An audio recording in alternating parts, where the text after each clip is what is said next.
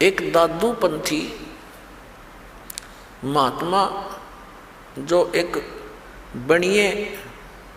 बनिया जाति से था, वैश्य कुल से था, और वो दादू पंथ में संत बना हुआ था, वहाँ से दीक्षित था, बाल बच्चेदार था, उम्र लगभग 60 वर्ष की हो गई थी,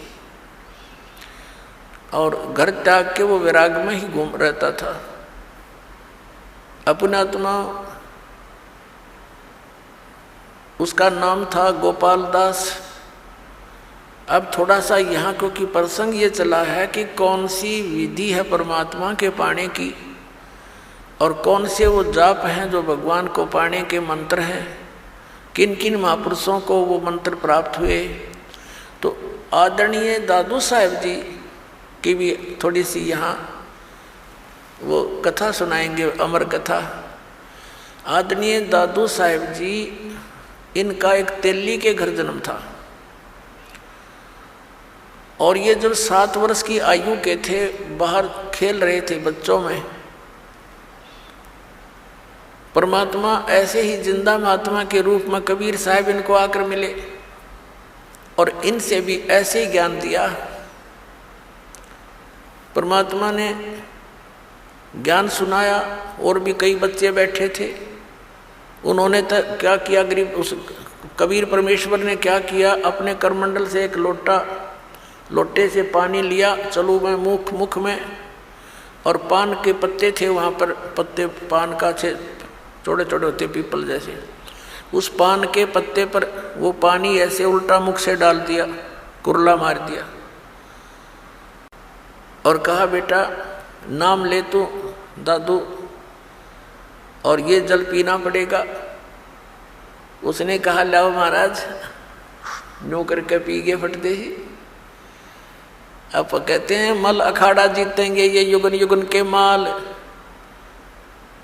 लख बर सूरा जूझ ही लख बर सामत दे, लख बर यति जहान में तो सतगुरु शरणा ले। गोता मारू स्वर्ग में जा बैठूं पाताल, कह कबीर ढूंढता फिरूं अपने हीरे मोती लाल। अन्य जो बच्चे थे वह सब उठकर भाग गए, इसने तो एक झूठा पानी पी लिया किसी का, इसकी जाति का पता नहीं, ऐसा वो तो गांव में भाग गए, और उधर से उस आत्मा को लेकर परमात्मा सचखंड सतलोक में गए।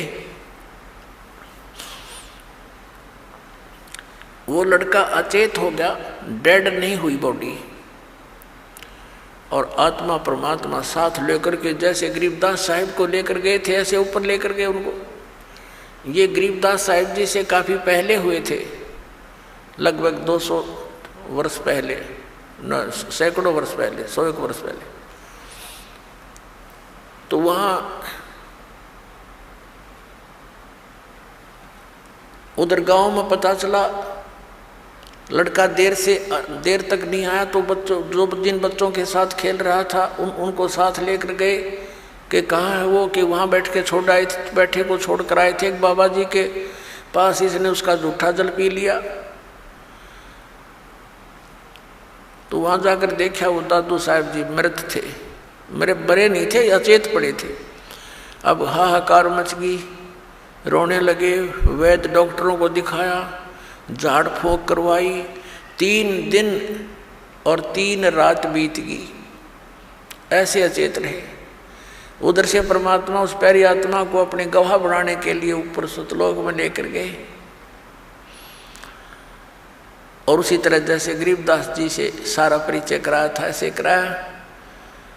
परमात्मा तेजों में शरीर युक्त सतलोक में उस सिंहासन पर विराजमान थे, नीचे से वही साधु संत यानी जिंदा महात्मा के रूप में गए थे ऊपर, उसी तरह चौर करने लगे।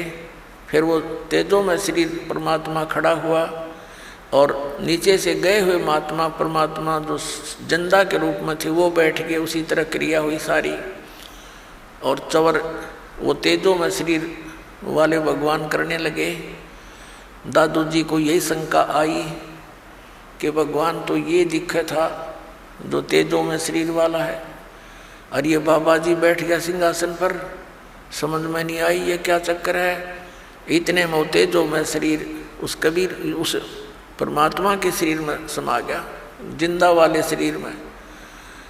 तब परमात्मा ने कहा कि बेटा दादू जा नीचे, तू, मेरा नाम कबीर है, मैं काशी में जुल्हा बनकर रहा था। ऐसे गरीबदास जी को बताया था परमात्मा ने कि मैं बेटा वहाँ भी रहा 120 वर्ष तक, यही ज्ञान मैंने वहाँ दिया।